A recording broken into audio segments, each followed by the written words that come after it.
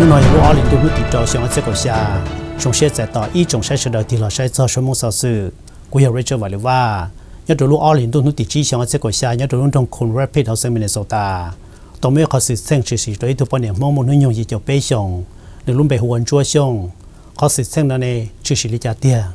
nhớ từ đặc căn ở bây giờ một cái sự thành trong Joua Xiong thế này chế nên thế đặc căn ở bây giờ một cái sự thành trong tụi Chief of Police là tụi chữ cho tụi chẳng sự nhớ từ lúc trong Coon Rapids ở Minnesotaส่วนที่เราคุยกันในมันจะจังไงยี่ว่าตัวมันก็ชิทันเราโดนช่วยช่วงที่หนึ่งเจนหนึ่งจะดูเขาสิเส้นหนอป้อนน้อยกว่ากูป้อแต่กูไม่ยีจบเป๊ะยีจบเป๊ะจังเลยแต่สิ่งนั้นเดี๋ยวก่อนรู้ก็ตู้เส้นสีน้อยรู้ตัวเส้นสีน้อยแต่ที่นั้นเนี่ยวันนี้จันก็หาแต่วันนี้จันจุลิจันจนร้องหาตำรวจหาจอดเลยตุกก็หาแต่กูมองว่าเนี่ยเขาหลุนจังเขาจังเนี่ยมีเจ็บเป็นเนาะแต่กูมองnhục là chân tế thì giờ tôi hà luôn cho rộng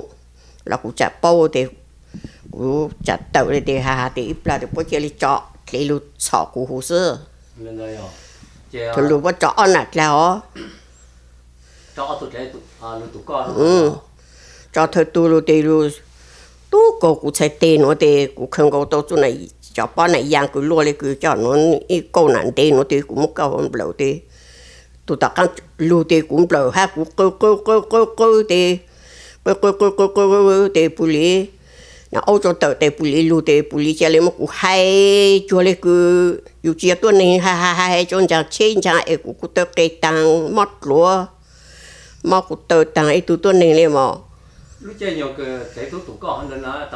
tấm lo chỉ luôn cho cái thái hai tay có phụ lấy chàng cho lấy chàng nó tụi ít phụ lo rồi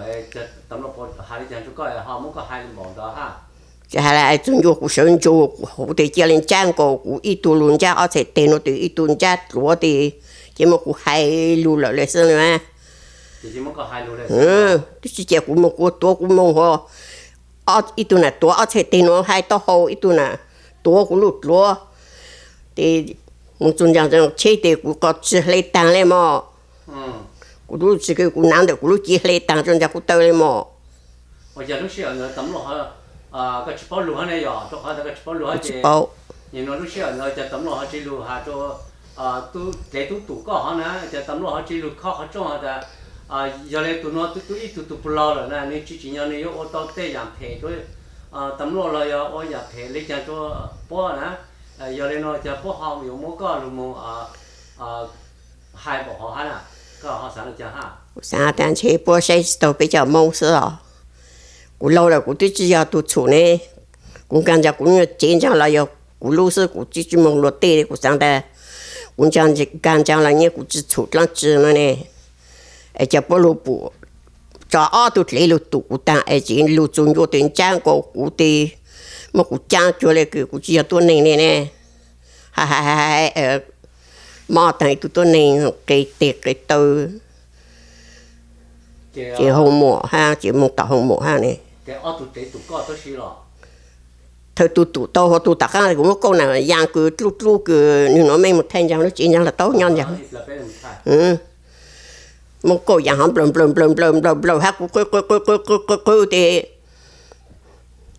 sai buli hút áo là áo một áo à, để buli những cái kia lưu từ áo nè, chỉ một trang tự lưu sơ mà. Là họ sẽ rồi. Hút lúc chỉ hút liền mà. Thì cái chỉ nhau hút lúc nhiều chỉ mình quá đấy rồi. Hút chỉ nhau hút bao một trang cũng hút tự lưu liền mà. Là họ rồi. Thì để sai được tụi con hút. Bắt chọt. Lấy luôn thằng có sạch tên này, lấy bỏ món con chú đi cho ha. Thôi thì giang gia lưu để lấy tôi chỉ chơi này lưu chúng tôi để chúng tôi cái thì nhau nó thế này. Để cũng cứ thôi để cũng chỉ là cứ để cứ để cũng không có bao nhiêu cũng sinh chúa này để bao nhiêu nhân được cũng ít sang cũng tới để không có bao nhiêu không lâu thì tụi ta ăn lúa sinh chúa thì chỉ là ít phơi lúa cũng mới làm lâu thì tụi ta ăn tụi ta cũng cứ thì ở police ở tụi để police lúa kia để police ham cũng hay lợi lên nè thầu lúc xưa chế tụi con sẽ con này chế bún chu đi cho này hay là chín chu tú cầu chọc lúa thì chả sẽ còn lâu nữa là hỏi rồi chế làm cho nên đó chế tấm lo lụt chế tấm lo này mỗi cái chỉ luôn cho cái thằng là chỉ chế mỗi cái hai cái tổ chế thôi rồi lúc đấy cũng bao rồi coi như chỉ hạt lăng chỉ có lên nè chỉ là ít tuổi lần trang của quá sẽ tiêu nó thì một cụ hay là chọn tán rồi là hai chọn tánเลยhay chọn tán tôi chỉ chơi dùng một cụ tơ em bắt tuổi rồi chơi một hay chọn tán của sẽ cụ tơ hạt cái tán em mót tán chi nó nè thì một cái hai chỗ hú tức là án luôn là nó xem mà một hay chọn tán rồi chú thì cụ rồi chỉ lấy tán thì cứ hỗ trợ thì một tu là thâu cho hỗ trợ thì cụ hàng nhau tàu cụ hàng cụ tàu chia cho cụ thế này nếu có một cái số tiền chứ ha chỉ sáu rồi chỉ mới có cho chế sự chỉ của hai chẳng có lúc xưa nhau chế ha hà là cũng như bao ít luôn mi cả cũng bao chỉ có là hai cái tu sinh chữ tôi cho cái thằng số là rồi bữa tí cháu cũng một cơn trang chế lại bữa hai em cho nhà cốt luôn lấy tao hỏi bữa mà lu khó mình nhiều khó chung nhưng mà đầu tua tôi nhau ít nhiều là cứ chỉ là thiên trang tu hoàn thế là cho có một chỗ chế hoàn thế là chỉ để lu cho mình nhau chế nó mà giờ này nó có một lá chỉ hạt cho bé chân là cho gì cho phong nhiêu suất lời có suất lời baoแต่นี่nó khó chế tụ con nó để dành cho đểจ่ายก็họ thành thản mình chỉ hạt cho có suất lời chỉ phản lời giá tận đây ha ba cái cụ sáng tại giờ cụ tôi chỉ处理只要拨路补cụ đây cụ này lâu bỏ họ thì拨chỉ thăm cụ haiเลยhọ cụ ôm nhập khó lử cụ chơi cụ là giờ bây giờ họ tôi học cụ lấy sư tôi chỉ một phụ là tên này lúc trẻ tôi học cụ lấy này thằng đó có mấy gì phụ kế đấy rồi sao một tí phụ kế mà cụ mà cụ tôi ít lần ra lũ em mình nhiều yên một chơi nó thì cụ hàng một cam một trang nè thì bố chia lấy lũ của lại họ lên nè thì bố sát tử我现在只到家梦是vấn đề cái tấm rồi cho có một chỗ lúc chế tấm rồi mà mỗi cái cho hú sẽ là tấm rồi mỗi cái thay đi chẳng ha cho hú lúc chế ha một chỗ có mỏ họ từ ha nhớ lại cứ tấm rồi hai cái tỏ luôn nè tại vì nó nè cái nó có lúc chế nè họ mỏ lấy chẳng cho lấy chẳng ha có thằng gì sao hai tỏ luôn lúc cứ cho của mình chơi mà nhau chân trang nó chân trang họ lúc nhau tỏ tấm rồi tôi bị chơi lúc chế lâu lu rồi lâu lu họ cho tôi này cũng chỉ số của cho chung cứu vàoเลยà cho rồi thì một cụ hai trang lu một chung trang thì một cụ tu nên chơi thì cụ để cụ nắng luôn là chứ một tầng nó thì cũng luôn để tay luôn sau thì cụ tay họ cốt lột bông tàng nèอยู่ลูกจีเล่นล้อนั่นมาchỉ lên lo ấy mà tốt thôi cho số luôn trong nhau thì một nhau tổ cho số thì cũng mang cụ thế nè cốt lột lên tàng nè thì tại sao nó có lúc chế này bộ lấy cái tấm lo mỗi cái hai lúc cho lúc chạy nhung đó cho tại sao nó bộ mò cái lúc chế ha cái thiết bộ mò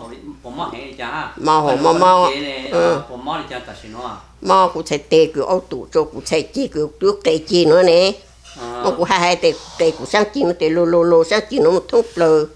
rồi tụi tôi này lúc lúa là mò tên cho cổ tàng lên mò tao cổ tê tàng lên mòแต่กินอถอชามองกันทุนเดอถอลูกออกลีวันที่ชีช่องออกผ่านกับชาเนาะกูนอกูรู้เข้าใจเธอกูรู้เขาจ้องจอกูนอต้นนึงเขาคอเจต้นนึงแต่หน่อยปุลีเจเลยกูเป้าแต่ปุลีเจกูเตาเฉยลูเจกูเฉยลูปุลีย้อต่อกูรู้เขาจ้องเลยแต่กูไปมั่วอีตัวต้นนึงลองย้อปูนเอากูเต้เลยแต่มั่วเนี่ยเจปุลีฮะแต่เป็นเมื่อเขา report ให้เตียมั่วต้นให้ตัวจงเจตัวเขาพี่ยอก็เป้าเนี่ยเจกูแต่กูเป้าตัวเดียวกูปูเจเปลี่ยแต่เอาม้วนหรือตู่ไปจอเอาม้วนหรือตู่เลยหนึ่งย้อนไปรู้ใช้ปุ๊บไปเลยเจกูมาเจเล่นน้องกูจอ information แต่หนึ่งมั่วปิชชงเท่าหนึ่งมั่วหนึ่งรู้ไม่หูเลยจ้างเท่ากูยอดลึกตื่นเจกู identify กูเซลตั้งเท่ากู identify กู grammar ตั้งเจเลยแต่ตื่นรู้ฟังเจ้าหนอเป็นหนอเจ้าก็ grammar มึงไป hospital เจมั่วเรียนได้ซึอย่าตอนรู้เชื่อตะกี้นั่นเนี่ยก็เนี่ยแต่เนี่ยอย่าก็พอแต่เนี่ยแต่มุ่งจนแต่คือไม่รู้ยากเลยอย่างเดียวช่างจนลงเลยจะหาก็ทำจีก็ไม่ใช่แต่กินเอากูชื่อเป้าเขาแต่กินเอากูชื่อน้องชอบรู้แต่ปุริช่วยแต่เท่า ta khi nó thầu cụ chụp báo để mong cho về hospital để bù lì mà lì mỗi khó statement cho cụ bù lì để thầu lấy mỗi khó statement cho cụ lấy để thầu xa mong có chứ họ lấy mà lì khó situation họ mà lì unfold lấy mà cho áo thầu xa mong có chứ đỡ nó thế thì nó để có lúc chế nó để bộ sọ ra là cái này cho để có lúc chế nó có lúc chế nó phản trọng nó chính chỉ sọ là cái này là gì của cho neighbor lấy những sọ tăng lên với sọ tăng rồi chỉ có chủ yếu có lúa hay là chỉ sọ sẽ rồi ok chỉ có bỏ hạt tận một chỗ tỏ mấy lúa bé giáp chỉ nó một chơi khẩu tỏ lúa chế nó mà rồi mà ok cái dạng cái như nó khó như nó có sáng này tắm luôn họ cho tôi cho áo tủ lên nó giờ lên nó có họ sáng tại giờ lên là vấn đề tắm luôn tôi nó tắm luôn có sáng tại tôi khó biết họ cho họ ta bây giờ mấy hôm rồi giờ đi chả ha cú sáng mà lấy cái gì hả bây giờ cho tao khó cho họ trong tại vì họ cú sáng mà với cho họ neighbor who họ neighbor who họ để do robbery là nè họ bây giờ họ statement tao để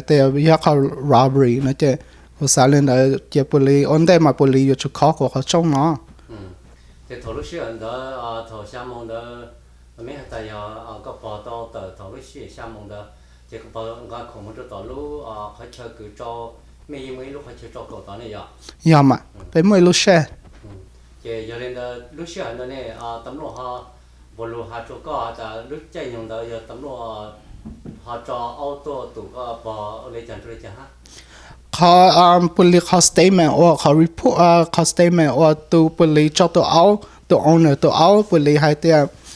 เลยยิ่งมัวเอาไปเขา command ก็ชี้นาทีจอกูปูว่าสิกูปูจะ response แต่กูปูเนี่ยปูรู้เช่แต่ according to กูปูเขา response แต่กูปูยิ่งน้อยสิกูปูจะเป้าเลยมีการแต่กูปูสายแต่ยอดneighbor ก็คือซื้อแต่กูปูเลยจะ response จอเขา command or policeให้กูปูrespond แต่กูปูจะ respond จะชี้มันเนี่ย according to the police statement แต่ police เลยจะเอาลูกตัวกูปูแต่ถอดลูกเชือกคือ police จะเอาลูกตัวกูปูนั่นเนี่ย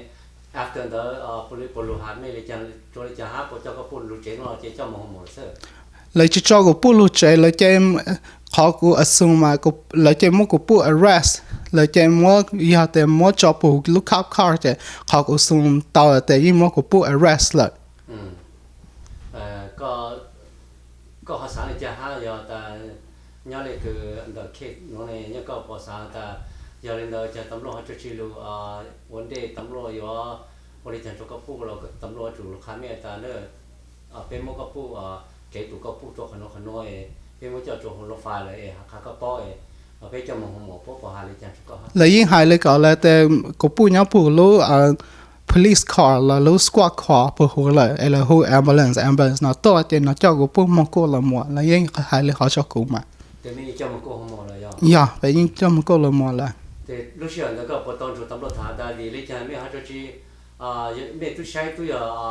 ทุกเจ็บทุกปุกแกจะไม่ทุกใช้ที่ทุกปุเราซึ่งจะไม่จุดจัดเลี้ยงตัวห้างก็พอหาเรื่องจุดตำรวจห้างเขาก็อุชตอนน้องปุลีตอนน้อง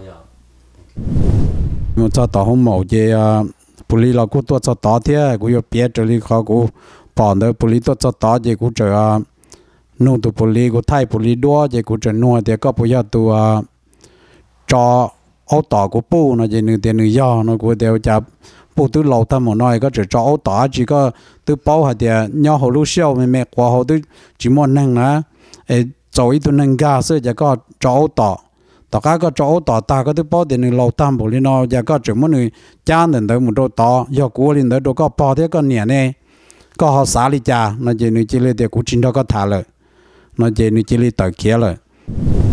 เป็นชั่วโมงต่อมาเกิดชิฐานเราตัว Chief of Police และยาตัวชื่อจ่อตัวจังสื่อยอดตัวในรุ่นจงคุณ Rapid ของมินโซตาส่วนตัวในเขาสิเส้นน้อยเดียยอดตัวในตัวจังสื่อชาเนี่ยเขาอยากจงลิจ่าโดลิจ่าส่วนที่นักกุญแจในมันใช้สักเกิดชิฐานเราตัว Chief of Police Can you tell us about the incident happened on February 5th, 2017? Well, my name is Brad Wise. I'm the police chief for the city of Coon Rapids. And I'm calling today to talk about the incident where an elderly woman wound up being bit by one of our police dogs. And and it's very important, and actually the reason that I called, it's very important for people to understand how that came to happen, meaning what did the officers know when they were responding to this incident,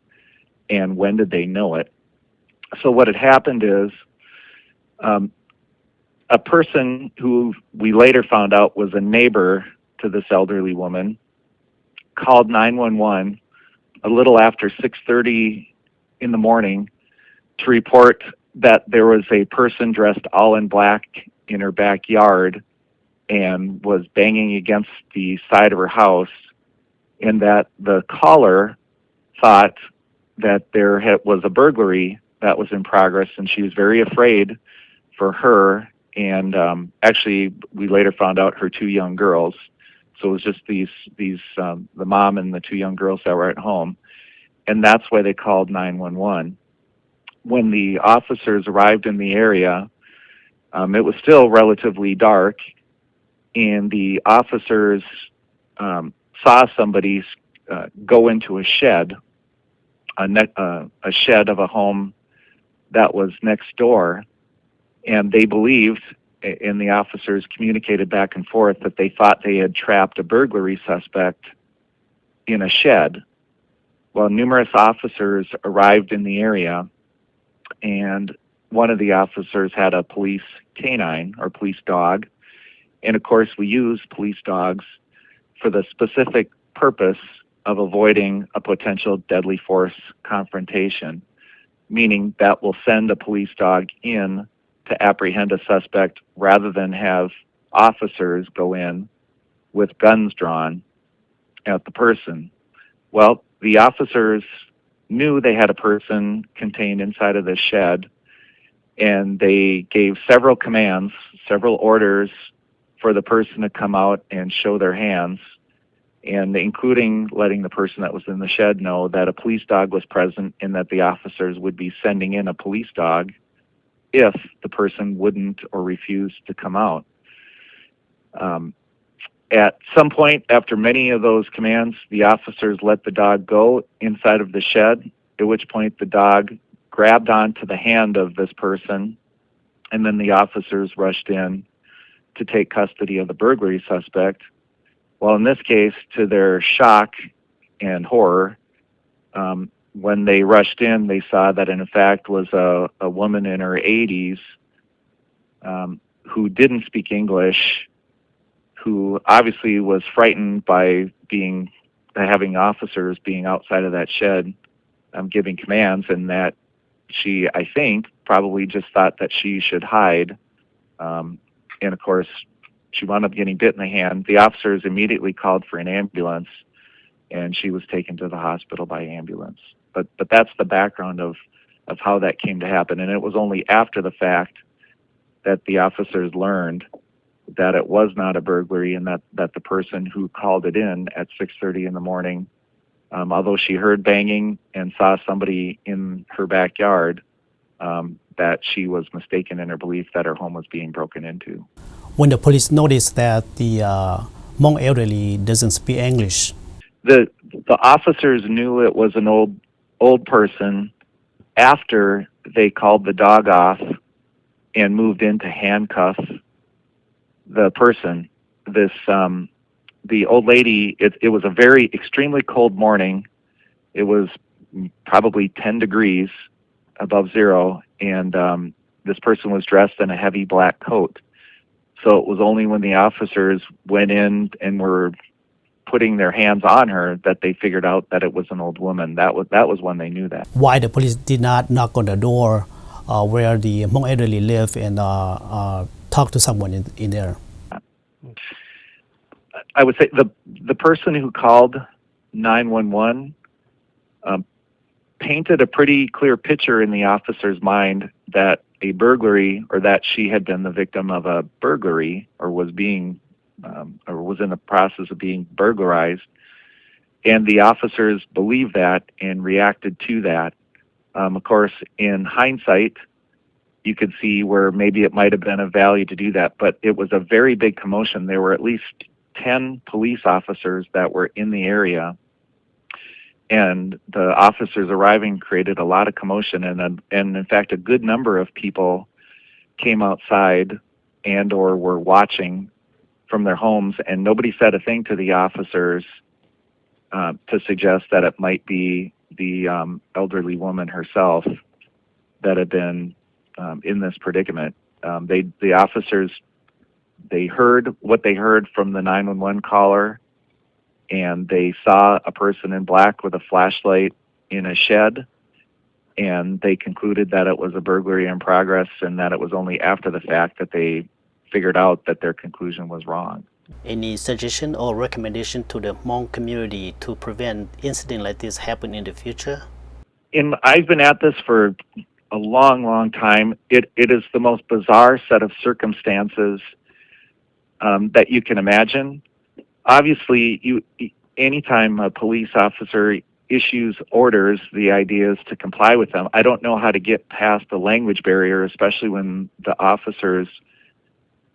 they don't even know. All they knew it was a person dressed in black. They can't know if it was a language barrier or not. But I would say if you know you're interacting with an officer, is that having your hands visible and being as compliant as possible is the best thing to do. Our officers are trained. They know we live in a multicultural society. They know that we have many people who don't speak English that live in our community. But the bizarre set of circumstances that led to this is shocking and disheartening. And I would like the Hmong community to know we value the Hmong community. We have a very large Hmong community in our city. We have a church, a Hmong Alliance Church, that's located in our city, and I have great relationship with the pastor of that church. And it's a tragic incident. I've reached out to the family, and the grandson is planning to meet with me later this afternoon. Anything else that you would like to add to what we have been discussed so far before we go? Well, I will definitely be reaching out to the family and apologizing to them for the incident. And I don't know. It's just a tough thing to have had happened, and I wish it hadn't. But we take responsibility for things that do happen, and we look to the future. And in my town anyway, we'll continue to build alliances with all people in our city. We value diversity in this town. Coon Rapids is an extremely diverse town, and we're strengthened by that. We're a very strong, secure, safe city, and we want to keep it that way. เขาเนี่ยก็บอกตาละเนยอยากคิดทานเราตัว Chief of Police แล้วอยากตัวชื่อจะตัวอย่างสื่อยันตัวในรุ่นจง Coon Rapids เอาเซมินโซตากูอยากจิตใจนนดาวสิกุใจจะรู้จริงๆก็ในเฉลี่ยตัวป้อจ่อเดียในตัวเดียในตัวโมเกตัวเชียตนจั่วช่วงจะเขาสิเส้นชื่อชีนอเวียเดียตัวอย่างสื่อจีป้อจ่อเดียนี่เหตุตัวเหล่าที่จีป้อจ่อเดียนี่จีป้อลูแล้วเดียตัวจ่อเอาต่อเนื้อยาลีในตัวท้อจีจนจั่วช่วงที่หนึ่งเจนึงจิตตาเล่นเดอหนึ่งบ้าอยู่โมเกชิฐานรอจนจั่วช่วงที่หนึ่งเจนึงเทียหนึ่งบ้านยังโมเกชิฐานเราโดนเจนมงเนี่ยตัวรุ่นรองCoon Rapidsนอก็เสด็จต่อเต้าจะโดกินอยาลีเนี่ยตัวตอนเด่นหน่อยยังโมได้จริงจีไปชมมงมาชัดตันจีตัวเนี่ยเสด็จต่อป้อจ่อกูอยากเรียกเจ้าบ่าวเลยว่านักการเมืองส่วนสุดตัวเป็นมาชิมดีกว่า